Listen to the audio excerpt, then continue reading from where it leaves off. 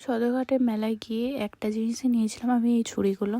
তো তারপরে আমরা চলে গিয়েছিলাম নিচে, আর নিচের দিকটাও প্রচুর ভিড় ছিল। নিচের দিকে যাওয়ার পরে দেখি এখানে কুলো, ডালা, ঝুড়ি, পেঁচে সব বিক্রি হচ্ছিল। এতটাই ভিড় ছিল, হাঁটতে হয়নি, ঠেলে ঠেলেই দোকানগুলোতে ঢুকে পড়েছিলাম। তো যাই হোক, এখানটা এসে একটু ফাঁকা পেয়েছিলাম আর নিচেতে ভালো মতো করে দাম দর করে নিচ্ছিলাম। তারপরে দেখতে পেলাম এই তিলের খাজা বলছিল এগুলো, কিন্তু এগুলো খেতে একদমই ভালো নয়, তাই আমিও নিইনি। তারপরে দেখো, ছেলের মা হয়েছি, ছেলেকে কোলে করে নিয়েই মেলা ঘুরছি। আসলে পুরো মেলাটা ওই নিয়ে ঘুরে আমাকে দেয় না, তো তাই বললাম যে তাও তোমার অসুবিধা হবে। তো তারপরে আমরা চলে গিয়েছিলাম ঘুগনির দোকানে, আর ওখান থেকে ঘুগনি কিনে বাড়ির জন্য কিছু কেনাকাটা করে এবার যাব বাড়ি।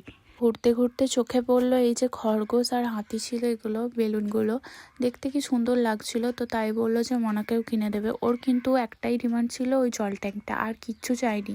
আসলে ও জেদটা কম করে, মেলায় গেলেও কোনো জিনিসটা নেবো বা কিনে দিতেই হবে এরকমটা নেই।